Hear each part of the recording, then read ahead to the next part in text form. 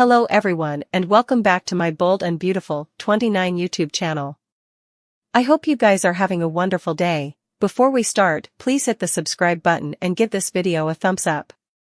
At the Precipice house, Steffy shows Finn a social media post of him at Sheila's marriage. She yells he wasn't just at the marriage, he was part of the form. Finn swears he allowed. The form was at the sand, and he was just picking up pizza and stumbled upon it. Steffy says he should have left, but rather, he gave Sheila exactly what she wanted. She asks, "How could you do that?" She wonders if he was going to tell her, and he swears he was. He says this was poor judgment on his part. She says she asked one thing of him, not to associate with Sheila, and she ends up with a print of him at their marriage. He asks if there's anything he can do to make this right. She says he needs to learn to say no. Finn admits she's right, and he should have left. Steffy says this can't keep passing. She has told him to stay down from Sheila, and he's letting her down again. He's sorry and doesn't want to make her feel unsafe. She says he doesn't make her feel unsafe, but staying at the marriage was the wrong move. He insists moment was arbitrary, and he was in a weird spot. Steffy says she doesn't watch that Sheila is his mama. She doesn't want him to have a relationship with her. She also walks out.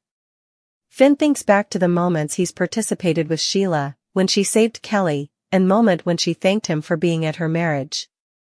He hears Steffy's words telling him to stay down from Sheila, and Hope telling him that Steffy shouldn't get to mandate his relationship with Sheila. At Forrester, Liam tells Hope that Finn must be out of his mind going to the marriage. He understands her reason for being there. But Finn is another story. Liam feels Finn always picks Sheila's side over Steffy's. Hope says Finn didn't know they were getting married there, but Liam thinks he should have left. He defied Steffy's wishes, and she's going to be pissed. Hope says this hasn't been easy for her either, but perhaps Sheila is able of changing. Liam says now she sounds like Finn. She says this isn't Finn's fault, and they don't get to choose who their natural parents are. Liam says Sheila is dangerous, and he doesn't want her to hear to anyone who tells her else, including Finn.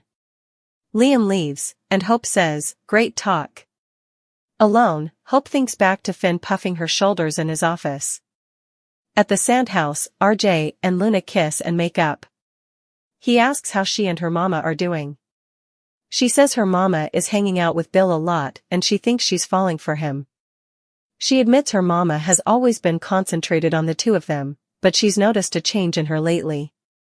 RJ asks, because of Bill, Luna is sure she's falling for him, and Bill has been kind to her, and in a way, she wishes he was her pater. At his place, Katie questions Bill and Poppy about how long they've been musketeers. Poppy says over 20 times, but they lost touch long ago. They just happened to run into Bone. Another at lunch, and Poppy thinks fate brought them back together. Katie asks how they met. Bill admits it was at a music jubilee, and Katie jokes she can't imagine Bone Bill moving and grooving. Katie can see they're happy, and Bill says Poppy and Luna have come veritably important to him.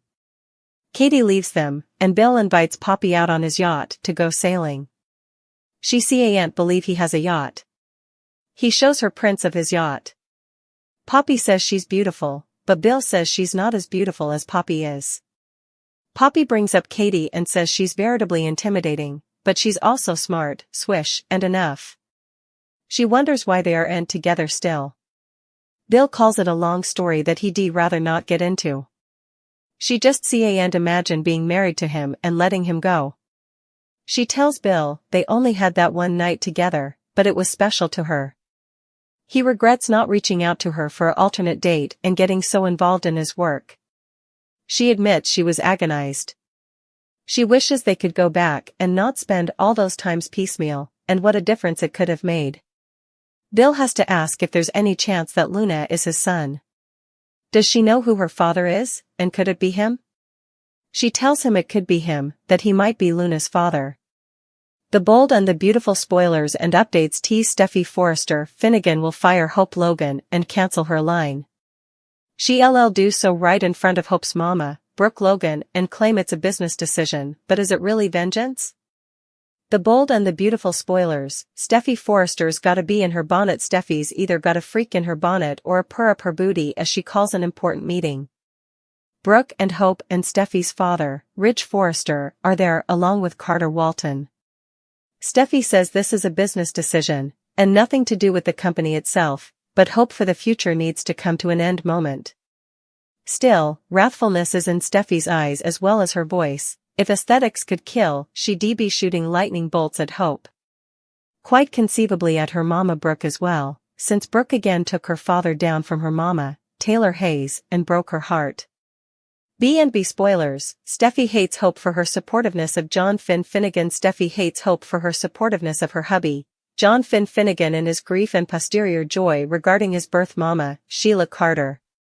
She was blindsided to find out that not only was Sheila alive, but Hope was probative to Finn, her father Deacon Sharp, and Sheila herself.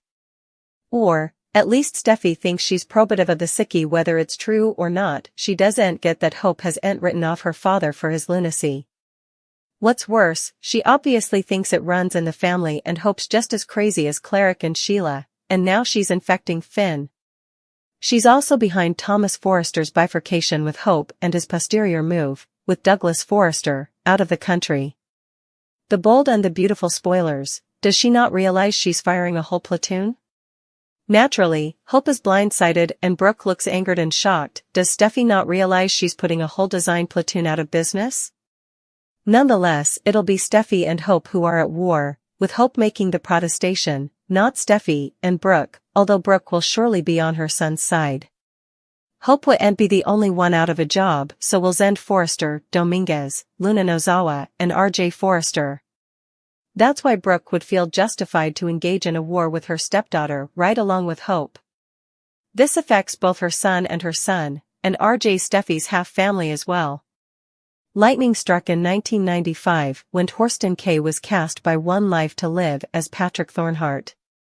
Not only did the character incontinently catch on with observers as a love interest for worried Marty Saybrook, but the actor and leading lady Susan Haskell fell for one another as well. Nearly 3 decades laterally, Kay tells Soaps.com that he'd like to have his better half as ACO star again. In fact, I'd love it, he says. She's so good. At the moment, Haskell is busy with the couple's daughters. But one is in council formerly, Kay notes. It makes me sad thinking about it. And the other bone is on her way out the door and wants to do her own thing. But once they resettled, I hope Susan will get back to acting, because she only gets more intriguing as a person as the times go by. Kay is well apprehensive that there can be downsides to having one's partner as a castmate. However, it's not always the stylish, he acknowledges, if you spend too important time with each other. But if there was a great occasion for it, yeah, it wouldn't bother me. Absolutely not. Still, Haskell would make an atrocious recast for Ridge's partner, Taylor, if Bold and Beautiful is hearkening. It didn't make any sense that Steffy's mama would miss her marriage or that Thomas' mama wouldn't be there when he passed surgery for a brain bleed. And if ever Steffy demanded Taylor, it's now that Sheila has come back from the dead for the umpteenth time to have son Finn contend that his biological mother would no way try to murder her in cold blood. Again.